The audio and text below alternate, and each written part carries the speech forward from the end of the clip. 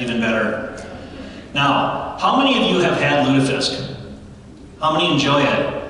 Not quite as many hands, are there? No. And the reason I ask that is, I have a theory. You know how there's a theory that people can remember where they were when John F. Kennedy was shot? Yeah. I have the same theory that people can remember where they were the first time they experienced Lutefisk. I can tell you where I was.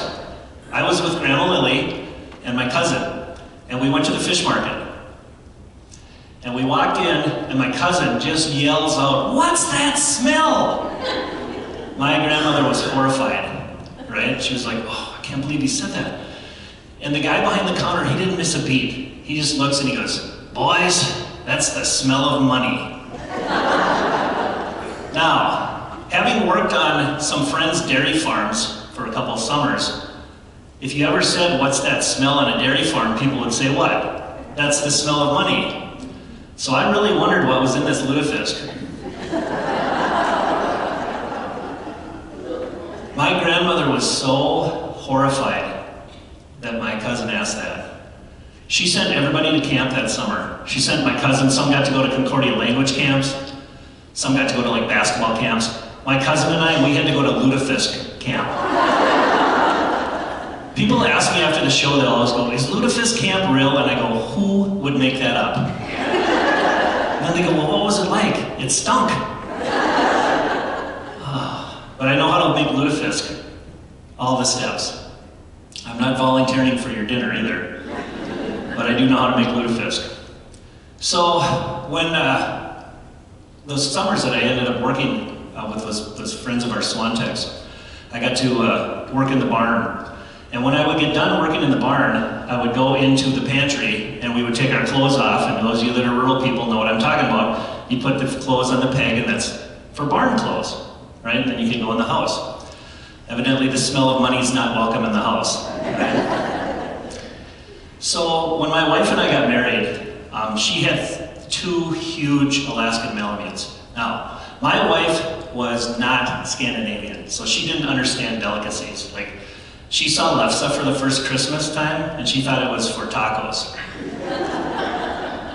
She couldn't even fathom Lutefisk, right? And so, when we first got married, we were walking, and she has these 2 huge Alaskan Malamutes. They're like Huskies. I don't know if you know what I'm talking about. They look like Huskies if you went to McDonald's and said, "I want to supersize them." They're like 125 pounds. And we were walking, and there's a skunk sprayed Kodiak.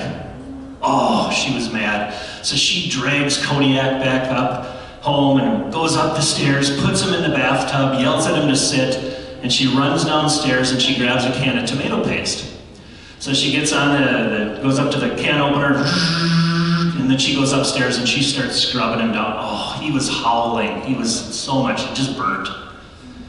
And I felt, it actually did a pretty good job of getting rid of the smell. But the poor thing, he looked like Clifford the Big Red Dog for about 2 weeks. Yeah, so probably about 6 months after that, I was asked to speak at a Lutefisk dinner. And so I asked her if she wanted to go, and she said no, and not knowing what Lutefisk was. So I went, and I came back, I get in the garage, we have an attached garage, I open up the door, and she was standing about as far away from Noreen as from me. And she walks up to me, takes one sniff of me, and she starts undressing me. I thought, wow, this is gonna be interesting. Then she starts taking my clothes and she starts putting it up on the pegs. Then she grabs me, and she dragged me upstairs and put me in the tub. And when she said sit, I knew I was in trouble. But I knew I was in a lot of trouble when I heard the can opener. As soon as I heard, oh man, am I in trouble? So yeah, sure enough, she comes up and she starts scrubbing me down. I understand why that dog howled. That stuff burns. It's very acidic. Then she gets done. Oh, and by the way, for 2 weeks I looked like a pistachio. Remember when they used to dye them? She said, "What was that smell?" And I was mad. I said, "You know what?